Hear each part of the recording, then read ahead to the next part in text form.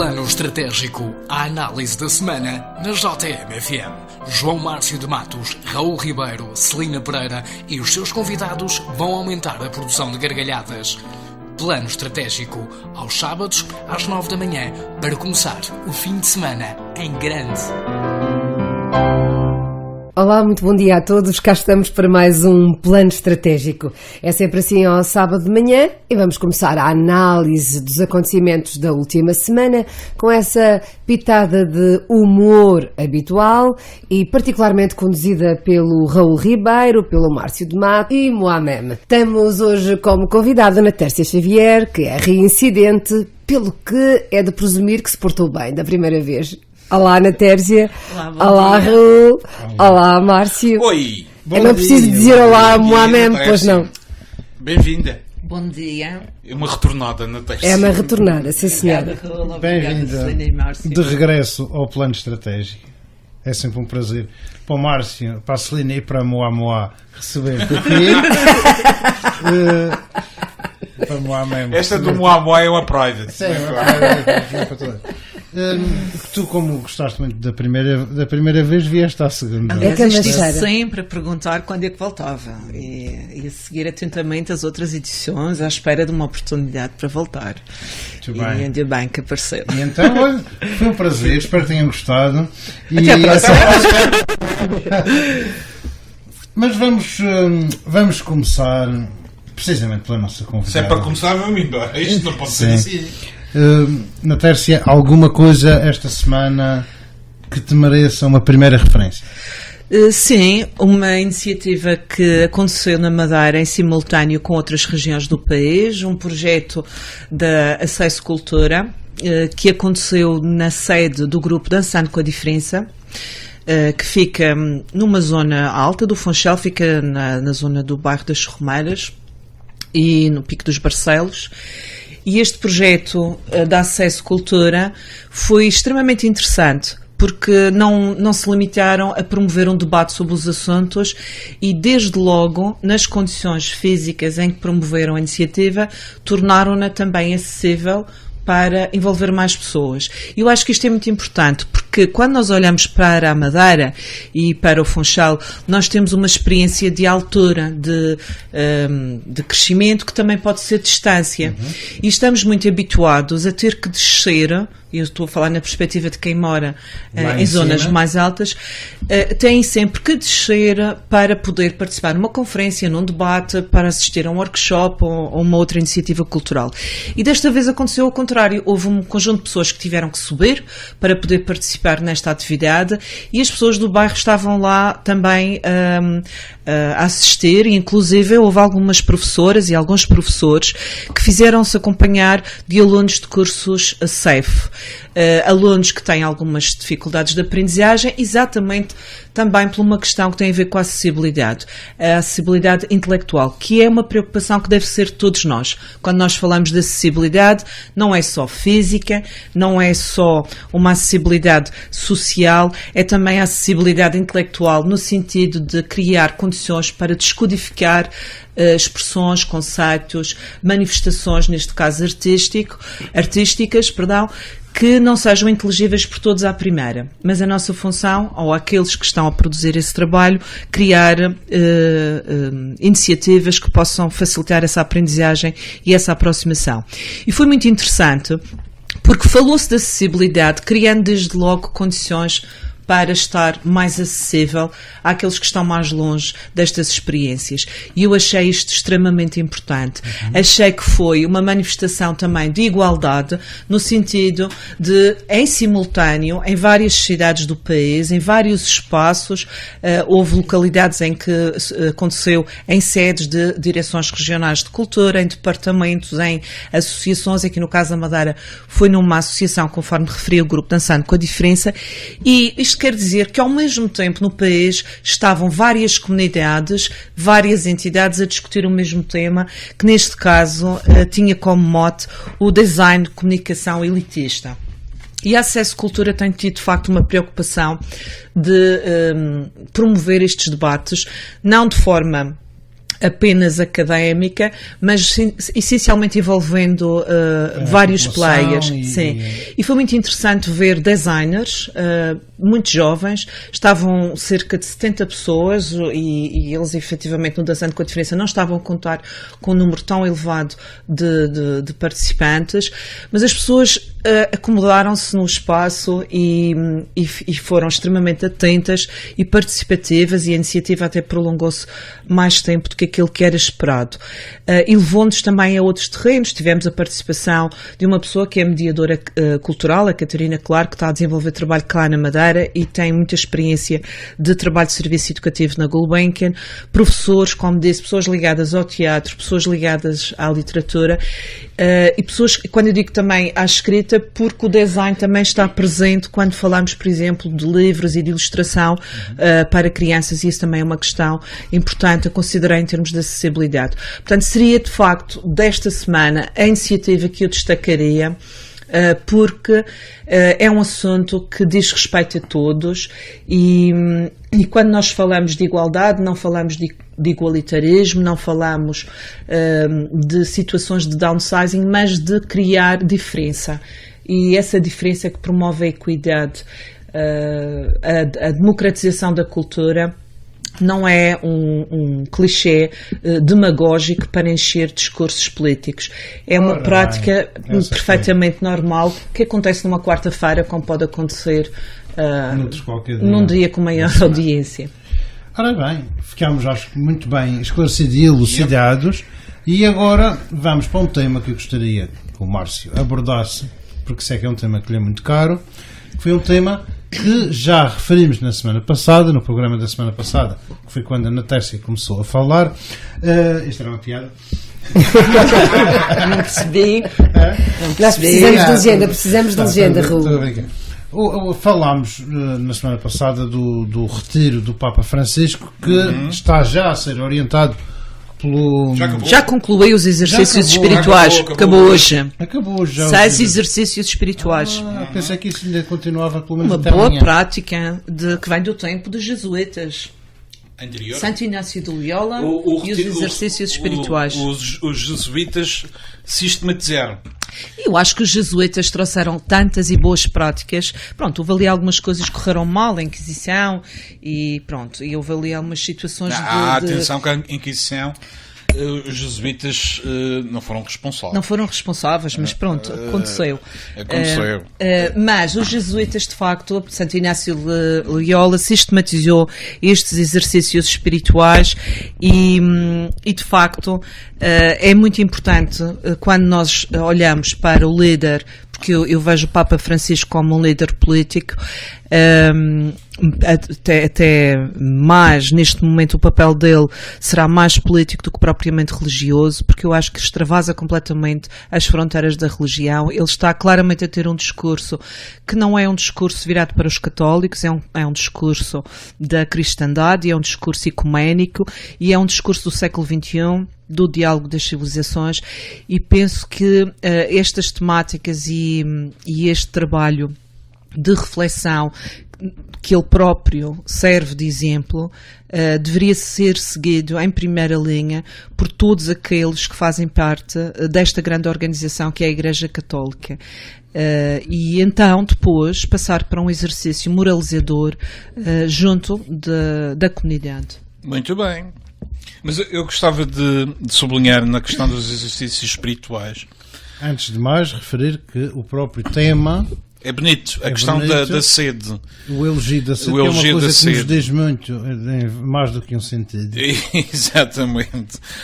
Nós agora saciamos a nossa sede com um pouco de café, mas habitualmente até temos outro tipo de sede, não é?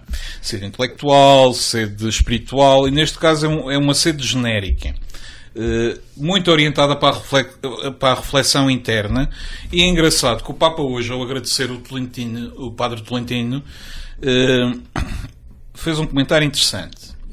Ele disse que o Padre Tolentino fez ver que a Igreja não pode ser uma gaiola para o Espírito Santo, ou seja, o Espírito é livre de agir fora do espectro normal das estruturas eclesiais.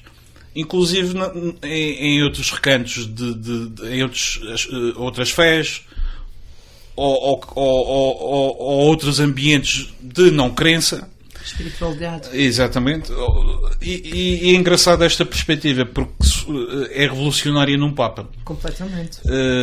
Um Papa, como ele, admitir que um ateu, como ele já disse, um ateu coerente com os seus ideais é mais fiel ao Evangelho que um cristão incoerente, é algo completamente escandaloso num determinado setor conservador. E esta ideia da Igreja não poder ser uma gaiola para o Espírito Santo é interessante. É lindíssima. Lindíssima. Uma imagem muito bonita, é verdade. E o Tolentino. Poética. O Tolentino tem o mérito. Exatamente. O Tolentino tem o mérito de ter despertado esta imagem ao líder da Igreja Católica, que o agradeceu. Está um vídeo disponível no YouTube, até com o agradecimento longo do Papa no final dos exercícios espirituais. E um abraço entre os dois. Eu presumo que o Tolentino tenha deixado a sua marca e gosto de pensar que deixou também um pouco da marca atlântica lá em Roma. Com certeza. Mas não deixa de ser interessante ser uma das figuras maiores da cultura atual madeirense. Do mundo. Mas que nos toca a nós por ser madeirense, sim, em primeiro lugar. Nasceu no Chico. Que tenha sido convidado a ter este papel que é dos mais influentes que existe na Igreja Católica, que só há 2 momentos ao longo do ano em que alguém pode pregar ao Papa. Geralmente é o Papa que fala e os outros ouvem. Existem 2 momentos ao longo do ano que acontece ao contrário. Alguém é escolhido em reconhecimento da sua sabedoria, do seu mérito, para ser ele a dirigir o líder. E neste caso, com o Tolentino, eu espero, não sei se será provável, há um pregador oficial da Casa Pontifícia que habitualmente tinha este papel e tinha o papel de pregar ao Papa na Sexta-feira Santa, que é o outro dia do ano, é outra altura do ano em que o Papa fica remetido ao silêncio e ouve. Eu gostava de ouvir uma reflexão do Tolentino neste outro dia, pública, porque na Sexta-feira Santa não é só para aquele grupo, é ao mundo. E eu penso que o Tolentino merece e é capaz e tem de certeza absoluta as capacidades para o fazer. Isso não há dúvidas, Márcio, isso não há dúvidas. É uma situação que muito nos honra, enquanto madeirenses, ver um nosso patrício com esta influência. Mas também, para aqueles que gostariam de imaginar que o sucessor de Dom Carrilho fosse Dom Tolentino, não seria mal de tudo. Não seria mal de tudo. Eu acho que ele tem um papel muito mais importante no mundo do que propriamente na organização de uma diocese. Não que a organização de uma diocese seja uma situação menor em termos de responsabilidades e de orientação. Muito mais burocrática. Sim, mas é muito mais burocrática. Seria prender-lhe o espírito numa gaiola. Perdoe-me o egoísmo, mas eu gostava de ver um Papa poeta. Sim, eu gosto muito do sentido prático dos jesuítas e o Papa Francisco tem sido de facto exemplar e tem sido um homem acima de tudo e tem sido um homem do seu tempo. Uma das coisas que mais me impressionou a nível da gestão logo desde o início foi na área da comunicação social.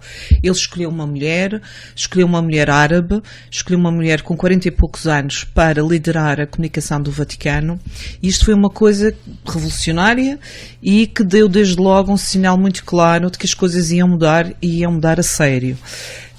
Um homem que não tem problemas pela primeira vez a diretora dos museus do Vaticano é também uma mulher. Eu penso que o Papa Francisco soube compreender muito bem a agenda do século XXI e ser um homem do seu tempo e antecipar até algumas situações do nosso tempo. e principalmente pela grande capacidade que ele tem de estar junto das pessoas. E não o faz nem de forma demagógica, nem para tirar uma selfie. É um homem que vai debater na preta à noite pelas ruas e que consegue inteirar-se de realidades que não são apropriáveis na sua experiência do dia-a-dia e nas suas responsabilidades como líder do Vaticano, mas faz lembrar também alguns reis que faziam isso, que saíam disfarçados durante a noite para conhecer rainhas e um rei português muito famoso também, que deixou a caixa verde para que as pessoas pudessem dar a sua opinião. Não foi muito apreciado, foi insultado. Aliás, ele foi insultado, portanto foi um exercício de democracia assim um bocadinho. Mas eu penso que ele foi insultado mesmo pelas Não pares. está a falar de Dom Pedro Mas V. são pessoas, Sim. são pessoas que trazem humanidade, a uma humanidade onde esses aspectos ligados sobretudo a quem está à frente das instituições acaba por desaparecer, acabam por aparecer os reis, os líderes, e neste caso também o líder da Igreja Católica é sempre alguém que está distante do povo, e acho que nesse aspecto o Papa Francisco trouxe essa proximidade, eu humano, tu humano, e trazer ao de cima sobretudo as pessoas com menos possibilidade e menos acessibilidade a estas estruturas. E ele acaba por trazê-las e dizer a sociedade também tem estas pessoas. We are all humans. Isto é a base. Exatamente. We are all humans. Ele retirou a capa do imperialismo ao papado. Sim, ele manteve a patina preta dos jesuítas. Aliás, ele aparece na janela no dia do Habemus Papam sem a típica capa vermelha, que é uma herança... E as joias. Que é uma herança da tradição de Roma Imperial que se funde com o cristianismo no século V, e aparece com aquela insistência numa proximidade de pastor. Apresenta-se como bispo, não como papa, que é muito curioso. E depois tem este tipo, um outro aspecto, já que falamos nos exercícios espirituais. Se as pessoas tiverem curiosidade e forem ao YouTube, procurarem os exercícios espirituais do Papa Bento e procurarem do Papa Francisco, vão ver uma diferença muito nítida. O Papa Francisco, não sei se viram imagens ou fotografias, senta-se no meio dos cardeais como mais um. Exatamente. O Papa Bento tinha uma outra postura, ficava ao lado do altar, no trono papal, a ouvir o orador. O Papa Francisco não. Chega discretamente, ninguém se levanta, senta-se no seu canto, no meio dos outros, ouve como qualquer um. E isso transforma-o... Aproxima-o. Exatamente. Dá valor àquela outra frase. Dá o verdadeiro sentido àquela expressão latina, primus inter pares. Sim, exatamente. E não é só isso. As próprias escolhas, eu estava a falar há bocadinho, as mulheres foram completamente secundarizadas nesta estrutura, que é uma estrutura... Intenção nas diocesanas. Foram e continuam a ser, porque mulher é sinónimo de pecado. E a partir daí vem toda uma escala da condição feminina dentro de uma estrutura completamente patriarcal. É curioso que a principal figura não divina da Igreja é Maria. Sim, mas a mulher na Igreja só serve basicamente para estar na sacristia. Não tem pecado, não foi maculada. Exatamente. Não foi maculada pelo pecado. Exatamente. Mas aqui a mulher é mais no sentido da Eva, do sinónimo de pecado. E eu acho que a grande conquista do Papa Francisco, e volto a dizer esta questão de ser um homem do seu tempo e de antecipar realmente as angústias, mas também as esperanças do seu tempo, é efetivamente olhar para aquelas que são ainda as minorias do século XXI. As mulheres continuam a ter uma situação muito secundarizada. Nós estamos a falar de uma realidade europeia, que é aquela que nós conhecemos, mas isto é uma realidade minoritária. Se nós pensarmos na condição das mulheres na Índia e nos países árabes e noutras paragens, e mesmo em contexto da Europa Ocidental, do ponto de vista laboral, do ponto de vista da conciliação entre a vida profissional e a vida privada, aquilo que é exigido a uma mulher, aquilo que é esperado, o exigido muitas vezes não é regulamentado, mas é esperado, é uma condição. Não quer dizer que os homens não tenham outra compreensão e também não sejam feministas nesta causa da qualidade de vida, porque o feminismo É, acima de tudo, um caminho para trabalhar a qualidade de vida e para as pessoas viverem mais felizes. Não é para as mulheres serem mais felizes e os homens infelizes. É para as pessoas poderem viver melhor a sua vida.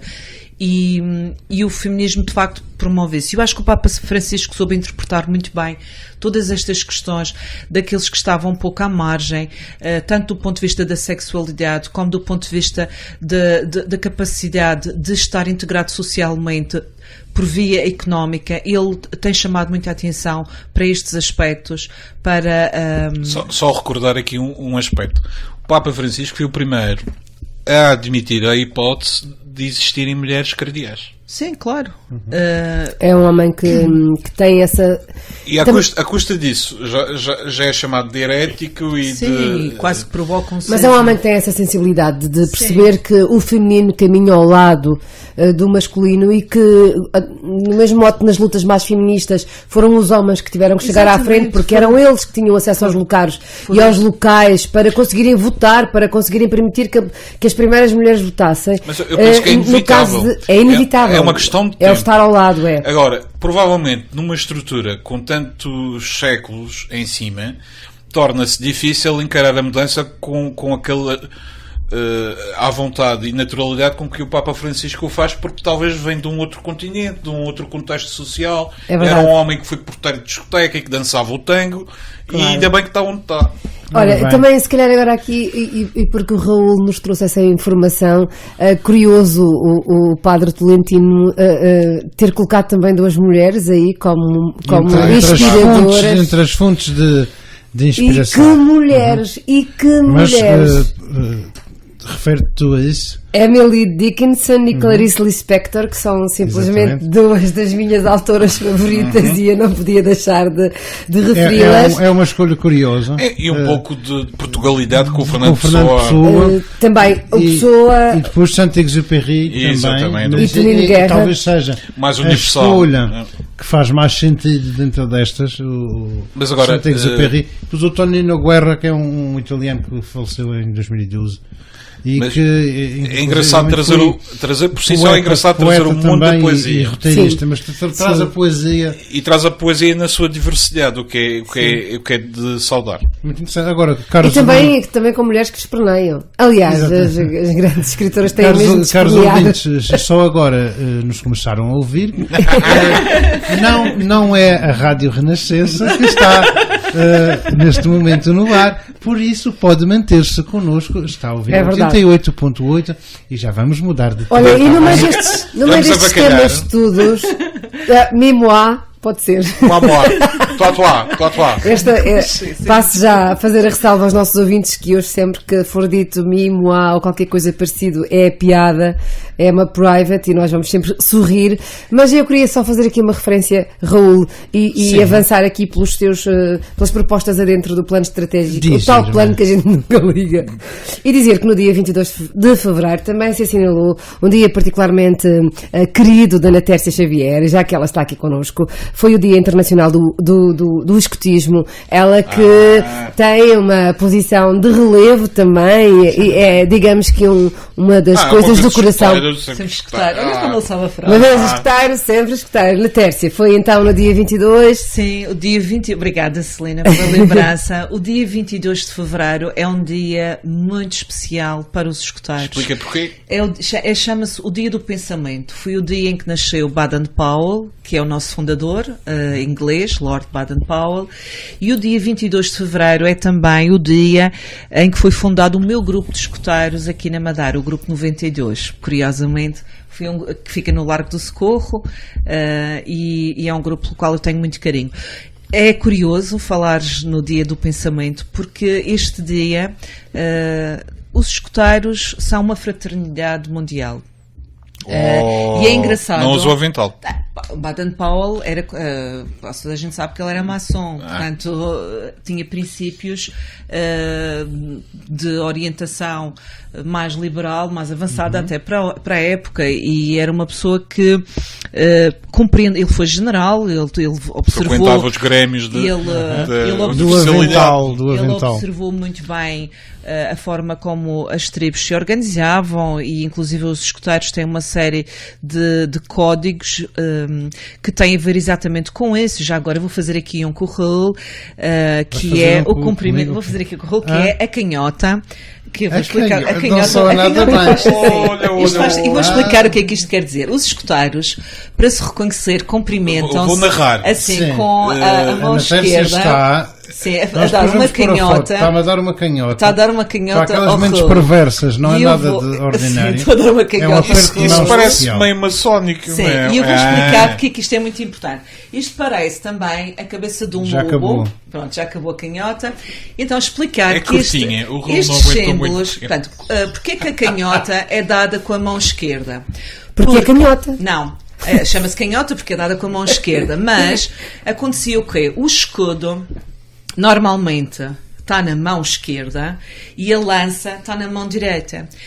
E quando os grandes generais se cumprimentavam em África, o que eles faziam era baixar o escudo. Quando faziam este cumprimento, queria dizer, eu confio em ti.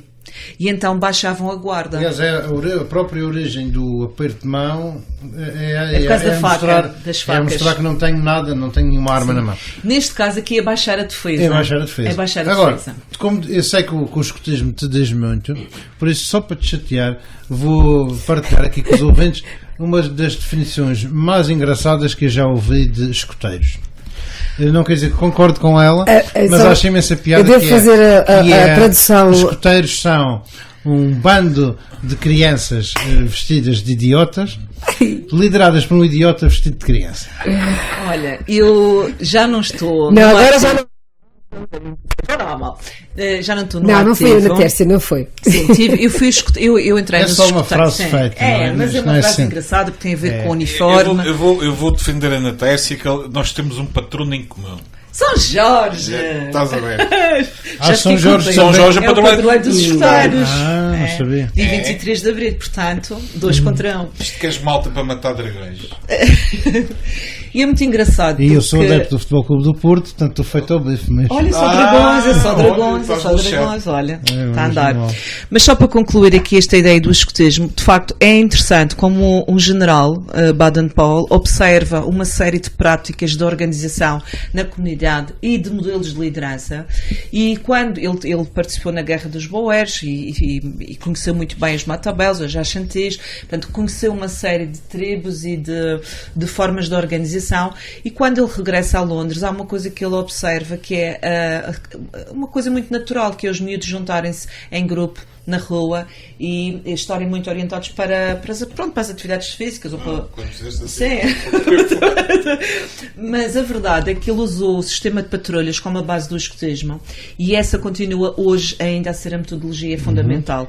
E o sistema de patrulhas é uma coisa extraordinária, porque ali nós aprendemos tudo. Aprendemos a liderança, aprendemos a trabalhar em equipa, aprendemos a gerir conflitos, aprendemos a planear, a organizar, a gerir recursos. Uma patrulha é um grupo constituído por 8 pessoas, todas têm um cargo, portanto todas são importantes, todas têm uma função. Esse cargo não corresponde a um posto, corresponde a um trabalho, a uma função. E isto é muito importante, e quando nós começamos a trabalhar isto com miúdos com 11 anos, porque a Alcateia vai até aos 10 anos, eu acho que a metodologia escotista continua a ser de facto uma pedagogia muito atual, muito pertinente. Não é por acaso que o escotismo continua a ser o maior movimento de juventude a nível mundial. Portugal teve a honra de ter um chefe mundial, portanto foi o João Armando, fez 2 mandatos no Comitê Mundial, no Bureau Mundial, era um escoteiro da Figueira da Foz, é um escoteiro da Figueira da Foz. Foi a primeira vez que Portugal teve um presidente, o chefe mundial.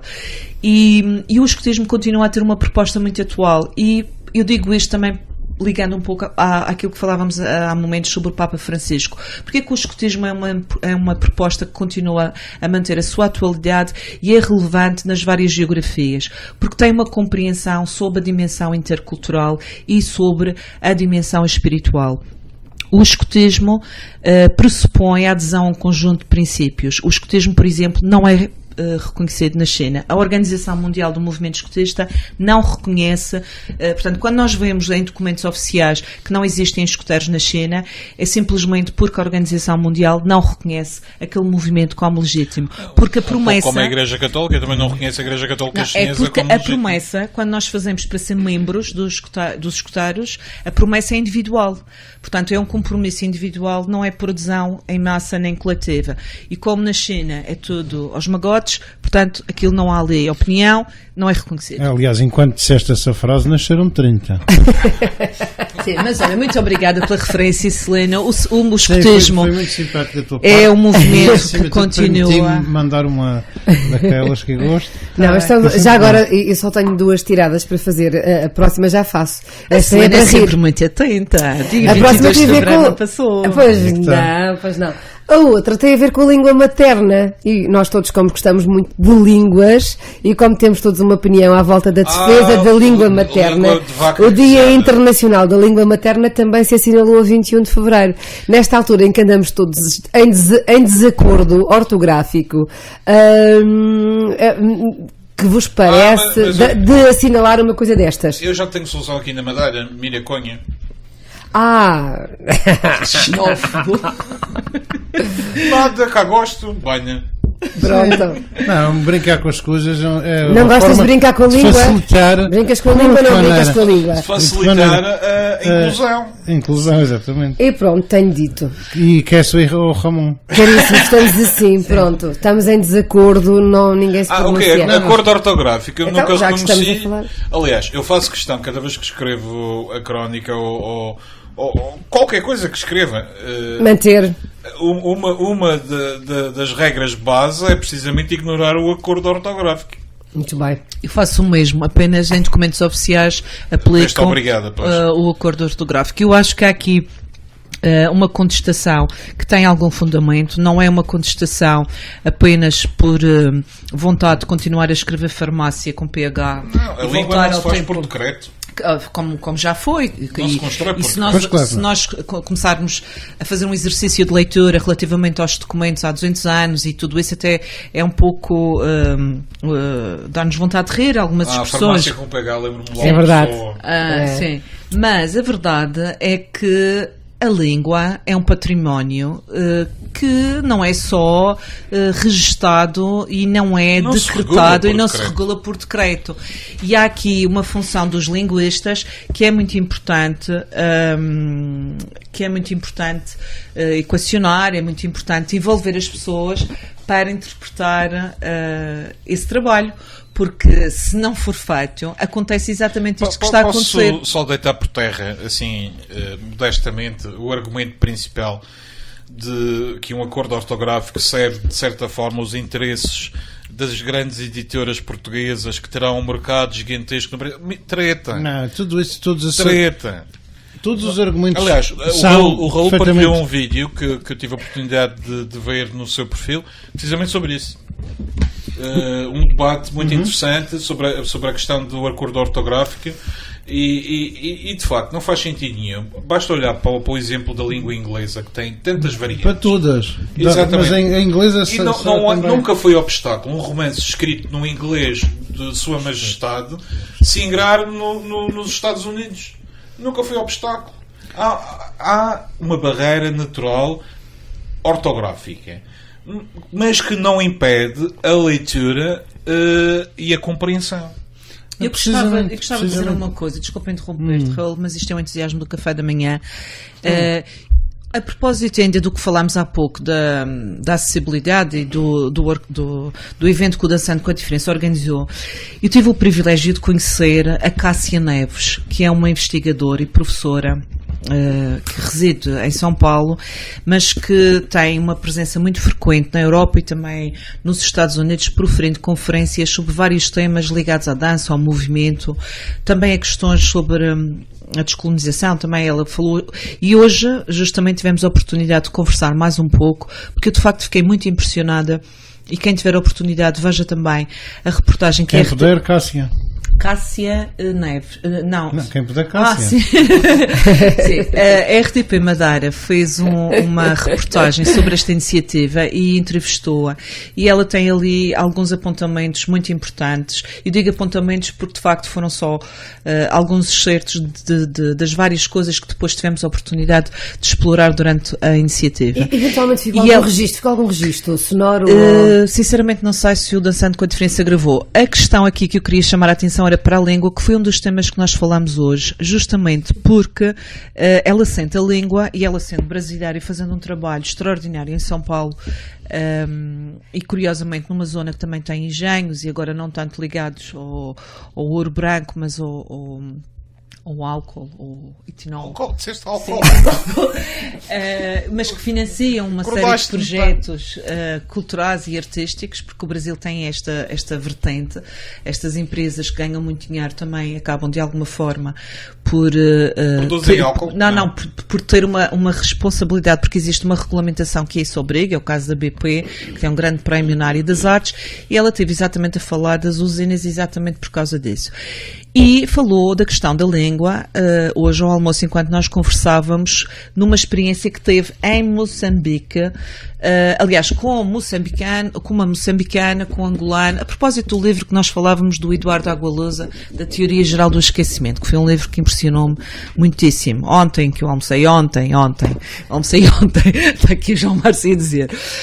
E isto porquê? Porque nesta conferência onde ela participou, viu-se um pouco isolada e na obrigação quase de invocar Pessoa e Camões para justificar um património comum, enquanto uma representante de Moçambique fazia apologia do inglês numa época em que Moçambique discutia exatamente a questão da adesão ao Commonwealth. E foi muito impactante para mim escutar aquilo que ela dizia sobre a questão da língua e do sentimento de pertença, não a Portugal, não a um espaço lusófono, mas a uma memória coletiva da escrita, da poética. Passa pela Clarice Lispector. Pois passa, estava aqui a ver que até o padre Tolentino Mendonça acaba por levar essa Portugalidade e essa língua, a língua portuguesa. Nós muitas vezes não valorizamos, isto. É absolutamente extraordinário pensar que quando nós, se fizermos um exercício de imaginação sobre aquilo que foram as construções e todas as edificações das fortalezas, dos fortes e dos fortéis da presença filipina, por exemplo, pensar na língua como um exercício não da força em termos mas de resistência, aliás, de resiliência. É isso. De resiliência. Bom, já dizia a pessoa, a minha pátria é a língua portuguesa. Exatamente, e porque se fala em línguas, vamos voltar ao início da nossa conversa, aliás, porque já vai longa. Também. Voltamos ao elogio dos cedos. Para os nossos ouvintes também, que só começaram a ouvir na parte em que a Ana Tércia disse ela sente a língua, não estamos a falar do último capítulo da saga das 50 Sombras. Olha, mas tem um cartaz do Atinja ao Clímax ao lado de um cartaz das Ilhas do Ouro Branco em Lisboa no metro. Não perca o Clímax, acho que é assim. Tem as Ilhas do Ouro Branco. Sim. Que foi uma campanha que nós fizemos de divulgação da exposição em Lisboa. Não percam. Está até 12 de março, até 18 de março. 18 de março, em Lisboa. E está uma campanha a decorrer no metro com uma série de mupis. E tem um mupi enorme a dizer as Ilhas do Ouro Branco, com e aquelas imagens maravilhosas de arte sacra. E ao lado tem um mupi a dizer não perca o Clímax. E outro mupi noutra campanha ao lado a dizer uma casa portuguesa. E a publicidade às 50... Não, mas tem uma casa portuguesa, tem não perca o Clímax. Eu acho que tem tudo a ver com as Ilhas do Ouro Branco. Tem tudo a ver. Mas nós estamos a chegar ao fim. Esse mupi que fala no Clímax é publicidade a esse filme. Claro, está ao das lado. 50 coisas com PH que dei. Sim. É isso. Mas desculpa, quando tu negocias a publicidade, tu escolhes os melhores lugares. E olha, os outros também fizeram a mesma escolha. Claro. Foto. É que ninguém vai buscar os nossos ouvintes. Queria apenas dizer que voltamos ao início, portanto, estamos... Também temos... Estão a ver. Neto. Não deve ser para mostrar a foto. Não sei Os elétricos. se estão a ver. Maravilhoso. Afastem-se um bocadinho aí de outra Temos coisa, aqui eu vou também melhor. um comissário extraordinário da exposição, Fernando António Batista, que tem feito um trabalho. Eu gostaria só de sublinhar este aspecto. Uma exposição não é feita pelo dia da inauguração e pela notoriedade que o momento possa ter. Isso é um momento de comunicação e é muito importante para impulsionar uma série de situações. Mas aquilo que nós falamos no início sobre a acessibilidade e a descodificação é fundamental, porque é isso que faz com que estes produtos, com que estes programas e estes conceitos sejam apropriáveis e sejam trabalhados depois por outras comunidades. E eu gostaria de dizer que, por exemplo, em relação a esta iniciativa, o Museu Nacional de Arte Antiga foi absolutamente extraordinário, fazendo trabalho com, por exemplo, o Instituto Ricardo Jorge, com iniciativas ligadas ao açúcar, com o diretor do Museu Nacional da Farmácia, com uma palestra sobre o papel do açúcar. Houve a oportunidade de explorar isto no contexto da nutrição, houve a possibilidade depois de fazer um mix de atividades de serviço educativo, juntando também equipas aqui do Museu da Arte Sacra, que inclusive esta semana estiveram em Santa Cruz em projetos ligados à cultura do açúcar e explorar também a dimensão da escravatura neste contexto, que é algo pouco falado e pouco trabalhado. E dizer que isto também é acessibilidade, e não é por um projeto ter uma componente científica e técnica e rigorosa que faz que ele seja menos acessível ou que seja elitista, que foi esse tema que nos levou no início. E dar só nota que, de facto, durante este tempo em que decorreu a exposição, houve um conjunto de visitas temáticas que foram organizadas para o público. Isto foi toda a iniciativa que aconteceu em Lisboa.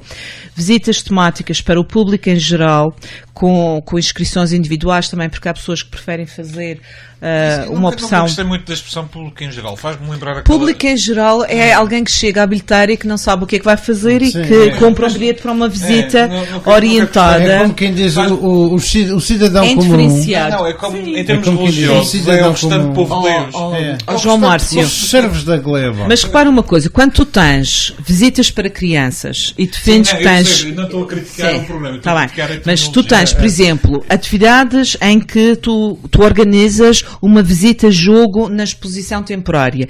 E isto está feito para miúdos dos 6 aos 12 anos, em que tu pegas em conteúdos científicos e num programa de uma exposição que é século XV, século XVI, e tornas estes códigos acessíveis para crianças dos 6 aos 12 anos. Obviamente fazem isto através do jogo, que é aquilo que eles conhecem, a sua linguagem. Fazer isso também com pessoas mais próximas dos códigos e da formação ao nível das artes plásticas. Este cruzamento que houve aqui com atividades com o Museu da Arte Sacra do Funchal, penso que foi muito importante, porque criou estas sinergias entre as obras que foram cedidas pelo Museu Nacional da Arte Antiga para virem para cá, para a Madeira, e as que saíram daqui da Madeira para lá.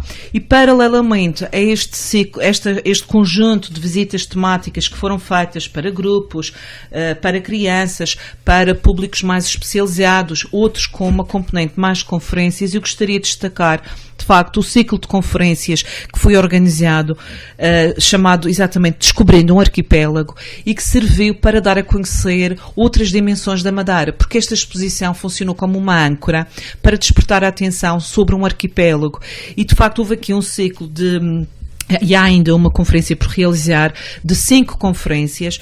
A primeira começou a 14 de dezembro, depois outra a 11 de janeiro, 25 de janeiro, 8 de fevereiro e depois a próxima, que é a 1 de março. Houve oportunidade para falar nas elites madeirenses do ciclo do açúcar, o poder económico e o gosto de quem fazia essas encomendas insulares. Foi a professora Rita Rodrigues que esteve em Lisboa a fazer essa comunicação. O professor Raimundo Quintal esteve no dia 11 de janeiro a fazer uma conferência que foi muito procurada, foi muito participada, sobre a água de giro, da paisagem natural à paisagem humanizada. Portanto, nós estamos aqui a falar de dimensões do território muito diferenciadas, e tivemos também uma primeira em dezembro, que foi sobre as vozes, ao nível da literatura, as vozes da Madeira na literatura portuguesa. Eu acho que tudo isto é muito importante, porque a partir de uma âncora, que neste caso é a exposição, foram desenvolvidas várias iniciativas e neste caso... Estamos a falar de uma iniciativa que de certa forma abre as comemorações dos 600 anos de descoberta da Madeira. Abre lá, abre lá a comemoração de cá. A comemoração de cá. Já sabem, até dia 18 ainda podem. Houve aqui várias coisas interessantes, como a Ana Tércia já falou, queijos flamengos e portugueses, a pata com broa. Portanto, já sabem, até dia 18, as filhas do Ouro Branco. Estamos com as ilhas do Ouro Branco. Que curiosamente está aqui. Não é o CUS, é o Museu Nacional da Arte Antiga. Põe mais perto do microfone para os ouvintes poderem ver. Então, eu acho que estes mopes estão lindos. Os mopes estão lindíssimos. Como podem ver. Meus queridos, estamos com 45 minutos, que é como quem diz, temos 15 para conversar. Queria já agora, enquanto a Ana Tércia... Estão a ver. Enquanto a Ana Tércia faz aqui a passagem da fotografia, não perca o clímax. Vou dizer então aos ouvintes.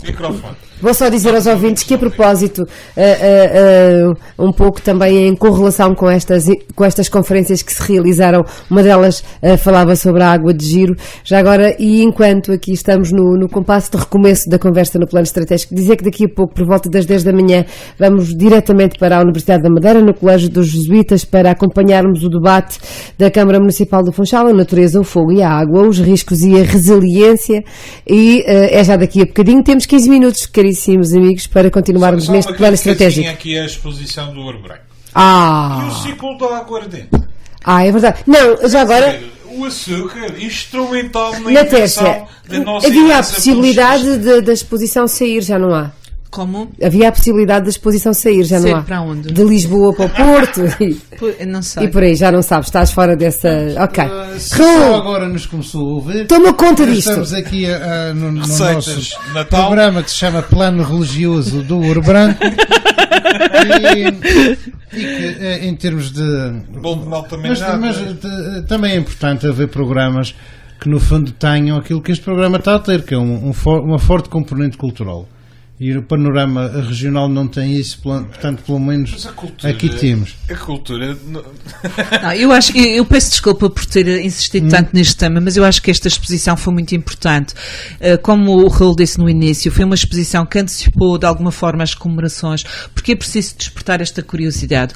Obviamente, quando ela foi pensada e organizada, nós não estávamos a pensar em aviões cheios de turistas a chegar à Madeira só porque viram a exposição do Ouro Branco, mas é preciso mudar uma percepção e uma compreensão relativamente àquilo que é a riqueza do património artístico da Madeira e à forma como nós próprios madeirenses valorizamos esse património. E se nós fomos suficientemente competentes para fazer este trabalho em parceria com o primeiro Museu Nacional, é porque realmente nós temos uma compreensão do património que nos põe a essa escala nacional. Porque este património está na Madeira, é nosso, mas é um património que é português e é importante que ele seja compreendido e que seja apropriado também do ponto de vista afetivo por estas pessoas que estão a circular em Lisboa. Por isso foi importante fazer esta iniciativa. Eu espero que quem te siga as pisadas não se esqueça de novos ciclos. Até porque a cultura e o património madeirense não vive só do Flamengo. Pois não. Vive de novos ciclos. Sim. Temos períodos riquíssimos ao longo da nossa história. Pois temos, e na arte contemporânea também temos bons Na arte contemporânea, com certeza. Agora, que te sigam as pisadas.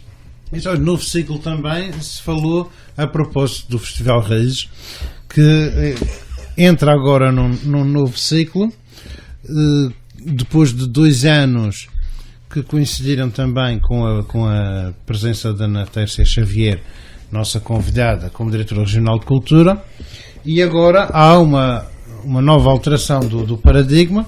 Aquilo que foi nestes últimos 2 anos o diretor Nuno Barcelos sai, alegadamente por razões de poupança, apesar de ele argumentar que não será bem assim. Poupança de diretores. Faz sentido. Mas é sempre bom que se mantenha, porque é um festival que eu acho que é talvez o melhor festival de música que a Madeira tem, e já estou incluindo aqui o Funchal Jazz. Pelo menos o ano passado foi o melhor festival que a Madeira teve, na minha opinião. E já noutros anos também tem sido. Durante muitos anos acompanhei no Jardim Municipal e até gostava muito Gostava muito de acompanhar ali. Relva e tal. Relva. Escuro. Não, no Jardim Municipal não tinha relva. Era no Jardim Não, Municipal. erva tinha. Tá bem. Havia zonas em que nem se podia estar. Só de passar por lá. Não sei porque falaste em Jardim já Municipal. ficavas a Eu só ver- me lembrava do Parque de Santa Catarina. Já ficavas a ver o não, ouro Funchal branco. já és, Mas pronto, o que é que lhes merece este tema? De algum comentário em especial ou nem por isso? Bom, eu acho que os projetos artísticos são, em última instância, avaliados pelo público, porque quando nós produzimos alguma iniciativa, nós não fazemos para nós próprios, principalmente quando estamos a falar de projetos que são resultado de investimento público e não de despesa pública. Eu gosto de pensar nessa perspectiva. E por isso mesmo, por nós vivermos num tempo em que, para já, eu acho que as pessoas estão muito mais informadas, têm uma opinião mais construída, têm acesso a mais informação, também pela internet. Hoje, qualquer pessoa pode seguir online o Festival de Sines, que é uma grande referência ao nível dos festivais do World Music, pode comparar as formações que lá estão. Dizer que, por exemplo, eu tive a oportunidade de assistir ao Festival de Sines há 2 anos e que dessa experiência também resultou o convite para uma das formações atuar cá no ano passado, e de facto eles fizeram um trabalho extraordinário.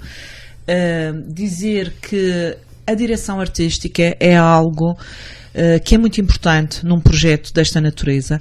Os festivais, quando resultam de financiamento público, devem ter sempre uma justificação muito forte, porque vêm complementar uma oferta que não é assegurada por privados, mas que vem cumprir uma função de serviço público. Ou porque vem, por exemplo, eu vou dar o caso do Madeira Dicto, que durante alguns anos foi apoiado com financiamento público e ainda hoje é numa lógica de acolhimento em relação ao espaço, no Modas, porque vem cumprir uma função também de educação do gosto musical e de complementaridade da oferta cultural, e também, neste caso, de reforçar a oferta e também trazer aqui públicos novos, e trazer também, e já podemos dizer isso, um mercado completamente diferente em termos de turismo cultural. E isso, de facto, já acontece. Já acontece e é recorrente. Sim, e é recorrente, mas tem de começar de alguma forma. E a verdade é que começou com investimento público. E é preciso haver essa medida. Por exemplo, o Festival de Sines é um festival que é financiado pela Câmara Municipal de Sines e é organizado pela Câmara Municipal de Sines. Portanto, não me choca que grandes eventos desta natureza sejam geridos por entidades públicas, mas são geridos com critérios que visam atingir determinados objetivos, visam dar a conhecer determinadas culturas musicais, determinadas ambiências. Por exemplo, o Festival de Sines é um festival que faz-se acompanhar a parte dos espetáculos que acontece à noite por um conjunto de conferências e de projetos de serviço educativo, ciclos de cinema e exposições no Centro das Artes de Sines durante o dia. É um festival que acontece em 2 sítios. Eu estou a dizer isto porquê? Porque era uma visão que existia também para o Raízes do Atlântico. Quando começamos a fazer a Aldeia do Atlântico, era um pouco contaminar a cidade com espaços e com experiências criativas, e isso aconteceu no ano passado com o Pedro Lamares, com um projeto que depois foi apresentado no Frederico de Freitas, começou no Seio do Charabanda, juntou pessoas de artes plásticas, de poesia, de literatura, da dança, do teatro, e também com a Salma Saed, que fez um trabalho de recolhas e que justamente foi apresentado no Conservatório com uma conferência proferida exatamente sobre a questão do património imaterial neste não domínio. é propriamente um festival infantil. Não é. Mas é assim, os festivais são muito importantes pela diferenciação que podem trazer em termos das oportunidades de audição e de contacto com outras realidades culturais. E é totalmente legítimo que as pessoas tenham outras opções, outras orientações. Quando falamos de utilização de recursos públicos, obviamente que há festivais que fazem mais sentido do que outros, por isso é que o Ótimos Alive se chama-se Ótimos Alive e não se chama Câmara de Évora Alive ou whatever. Câmara de Évora Alive. Mas eu vou colocar. Vou terminar isto, se calhar temos 7 minutos para terminar. Ainda dá tempo. Dizer-vos, na Tércia, dizer só para concluir e colocar o dedo na ferida, que se calhar há retrocessos que nos custam muito, porque depois de virmos à tona da água, respirar um pouco. respirar um pouco de repente Deixa a os Celina processos. dizer-me, Enfim. falar um Mas pouco. Era isto. Ela é tão sensata. Eu venho dizer disparate. Vá, diz disparado. Então é assim. Eu acho que isto... vamos lá ser um pouco enigmáticos. É triste quando numa ilha se olha ao rochedo e se esquece o horizonte. E pronto. E falou e disse, pronto. Ora, Aplausos. muito bem. Olha, e já que estamos a falar de cultura e falamos do programa todo de cultura, o Teatro Municipal Baltasar Dias faz 130 anos. Centésimo, trigésimo. Uma salva de palmas. E só sábado de manhã. Baltasar Dias, que era natural de Santana. Muitos parabéns ao Teatro Municipal Baltasar Dias e muitos parabéns a todos os funcionários e colaboradores. Julgo que é uma extensa equipa de cerca de 50 pessoas que lá trabalha, e dizer que é um gosto poder assistir. Eu, no mês de janeiro, este ano, fui ver 3 produções no teatro, todas elas esgotadas. Uma delas já tinha 3 dias antes do concerto, não havia bilhetes à venda. O que mostra não só que a Madeira começa a ter uma regularidade de programação em alturas um pouco atípicas, porque o mês de janeiro não era necessariamente um mês de referência em termos de programação, e que as pessoas cada vez vão mais aos espetáculos. E não estamos a falar apenas de turistas. A Contigo Teatro fez um espetáculo maravilhoso. Dizer que há sensivelmente... há alguns meses, não fui ainda um ano, eu fiz aqui uma crítica relativamente às políticas de acolhimento que deixavam muito pouco espaço para as companhias apresentarem trabalho de repertório.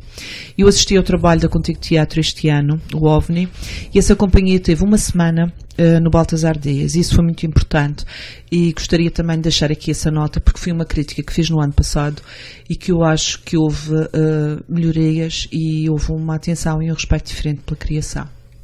Bem, fica dito. Teatro Municipal Baltasar Dias faz 130 anos. Há um conjunto grande de eventos. Diz. Ainda temos.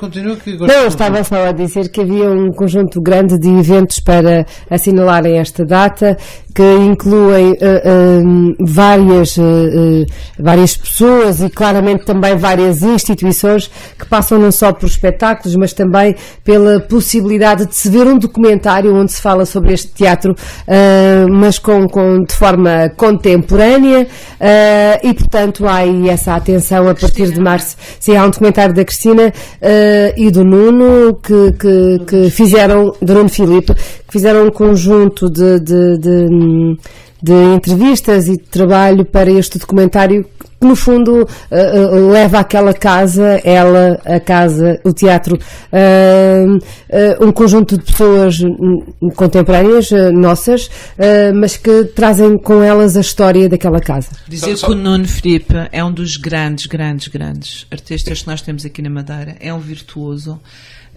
Não só como executante ao piano, mas como compositor, e o trabalho que a Cristina e o Nuno fizeram já ao nível do documentário sobre a música foi absolutamente excepcional e pode funcionar perfeitamente como um catálogo de apresentação da oferta da música na Madeira, produzida na Madeira, e vai de géneros muito diferentes. E um aspecto mais prosaico. Esse documentário é mesmo muito bom. Recomendo. A sala de teatro em si é das mais bonitas do país. Por isso, quem não conhece, por favor, visite. Exato. E vamos desculpar que tenho aqui uma pequena impressão na úvula, mas já passa. Celina, explica. Não, nada que explicar. Não explica nada. A úvula é mais conhecido como o sininho. É o sininho, Do Peter Pan. Não, o da garganta. E estava aqui com uma pequena impressão na úvula. Eu sei que soa entre folho, mas não é. Sim, senhores telespectadores, é verdade. Não, telespectadores. Tem úvula. É sem tele. É sem tele. Não, olha, explica isso a Ana Tércia, que andou ali a mostrar fotografias ao microfone. Foi um programa pouco ortodoxo, pouco estão habituados para quem nos ouve. Não fui nada ortodoxo, fui ecuménico. Foi ecuménico, foi luminoso, foi interessante, foi diferente do habitual. Não falámos, tínhamos muitas confusões que marcaram a semana para. Fomos muito positivos falar, hoje. mas não falámos das confusões, que houve confusões por todo o lado, como é habitual, mas não. falámos Do mundo. de paz, de amor, de cultura e saímos daqui com certeza mais preenchidos. E elevados. E É verdade. elevados. E chegamos ao final desta emissão do Plano Estratégico. Natércia, muito obrigada Obrigadinha. pela tua visita. Aguardamos uma próxima. E nós regressamos. E nós regressamos de hoje a 8 dias no que diz respeito a plano estratégico, mas a emissão da JMFM acontece então, como há pouco referia, a partir da Universidade da Madeira, no Colégio dos Jesuítas, onde vai acontecer o debate O Fogo e a Água, os riscos e a resiliência. Pronto, lá está. Esqueceram-se da aguardente outra vez. Um debate à volta das catástrofes naturais e do modo como nós podemos perseguição. responder a essas Isto é catástrofes. perseguição. Não tem Oh, perdão. com Betâmio de Almeida, Isso devia João haver falado Batista, das José pontes, Carlos Marques, então, entre outros, meus amigos. Beijinhos Querem e saber da abraços. aguardente.